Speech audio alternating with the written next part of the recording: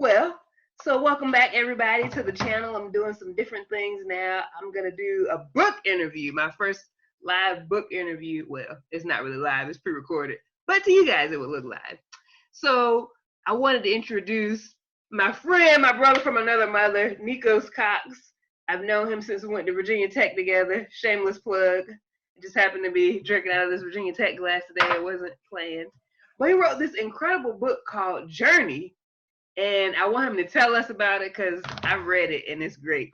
But Nikos, welcome to my little YouTube channel, my little humble abode on the internet. But tell us about the book and what the title means. So the book, it honestly kind of started from a sketch. I'm a graphic designer in Northern Virginia, and I was working on some project, and I'm just sketching, just idle time, and I come up with this little sketch of a kid in an astronaut outfit. And literally, I just started, putting together a story, like, why is this kid in space and what are they looking for, that kind of thing. And once I got the core idea of this story, I started looking for names. It originally had a different name. I have a cousin with some kids, and he has a young girl, and I was going to name it after her because she's about the same age as Jurni is, but her brother's name is Jurni. And the whole idea of space and her understanding death a little bit more, I thought Jurni made more sense, right? So that's where the name came from. Okay, that's interesting. Well, what inspired you to write the book then? Honestly, like, I have ideas all the time for different stories, and a lot of them tend to be like movie ideas or a show idea. So this was originally supposed to be a short animated movie. But I'm like, that costs a lot of money. I don't have a lot of money. It's gonna take a lot of time. I don't know how much time I have, right? So I thought, okay, I still want to get this idea out there, but how can I do it? And I actually took a film idea of making a storyboard, which is just like the visual plan of a movie shot by shot. And I thought, okay, I can do that, right? So I wrote out everything that was going to happen page by page, found an illustrator that could, do anything, right? Oh my goodness, yes, Brittany Lou. Shouts out to Brittany Lou. Oh my goodness. She did the doggone thing in the illustrations. Yeah, I don't think it really would not have been as impactful as, at least people tell me it's been without her style and her ideas. So yeah, like literally to me, it's like a storyboard of the movie. So one day I hope to tell the more full story. Like, there's more written to it, but I couldn't tell it all in a illustrated book. So. Oh, there's more. Oh my goodness. So now that I know the book is just a preview to a bigger story, now I'm nosy, but we're going to stick with this book, with this story. Because I know that it was just really attention grabbing throughout. But anyway, before I get ahead of myself, I guess at what point did you realize you had to write this book? Because you were doing the storyboard, you were thinking about the movie idea, but when did you feel like you had to write it? It took, I don't know, it was pretty quick. Like, from that moment I made the sketch, I actually, I don't know what happened to the piece of paper, but at some point I came back to it some weeks later, and I saw this sketch, and that's when I started to develop the story. But it was pretty immediate. Like, right then I thought, wait, that's a pretty good idea. I need to develop it. Even if I didn't do anything with it right then and there, I wanted to develop the whole story, the characters, all of that, so that at some point when I had the ability to make it the way I really wanted to, it was ready, That is interesting. I guess, well, what are some of the things that you learned then while you were writing the book? Writing is hard, especially for kids' books. What do you mean, Nikos? It probably would have been easy to write like a 300-page technical manual or something, because there are certain things that you have to really simplify, and that can be really difficult to do because you're talking to an audience that's really young. So you're trying to explain something that most adults don't get, right, to someone who hasn't lived long enough to get it. So that was difficult, like, because I could write it all and, I'm sending it to people that, to adults, right? And they're like, oh yeah, we like this, that makes sense. And then it's like, all right, now you have to visualize this and communicate it to someone who's 5, 6, 7, 8 years old, right? So that was pretty difficult. But honestly, it made the process better over time because I learned how to simplify ideas, basically.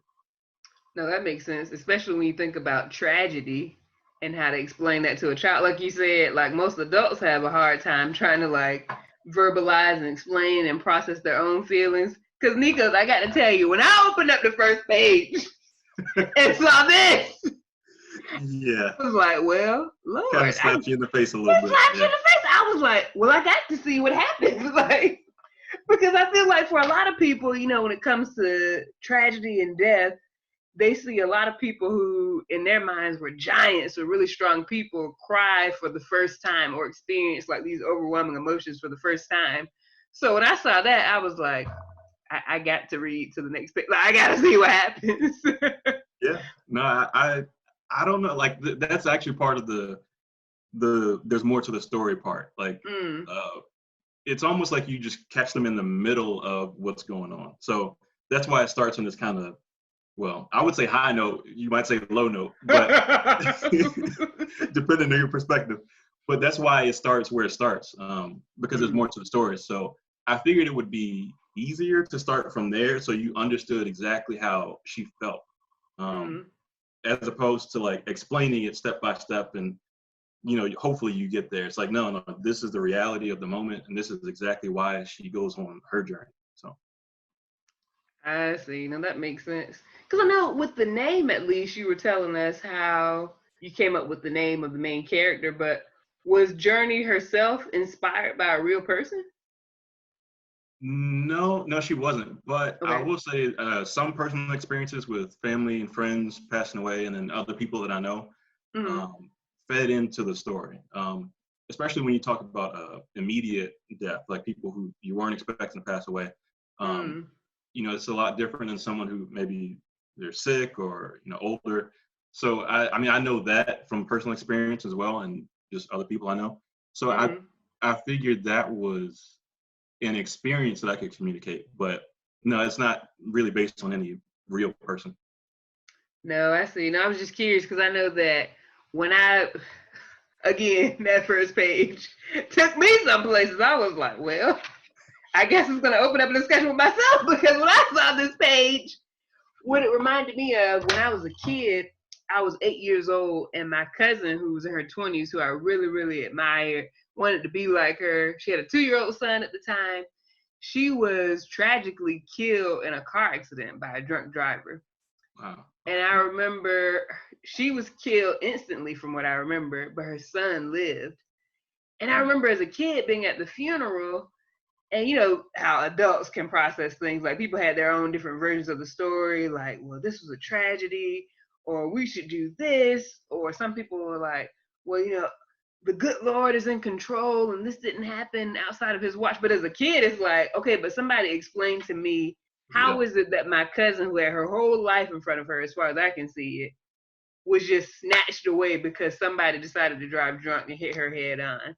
So it was like the book, I feel like for me, was helpful in thinking through how to start those conversations. Even throughout the book, like looking at the different ways that Jurni's father is trying to explain to her, what has happened, and that she even processes it. It's like, oh, I feel like it's helpful to get the conversation started with the kid. Yeah, exactly, because it's one of those conversations that no matter how old you are, we all still struggle with it. It's not an easy thing to get through.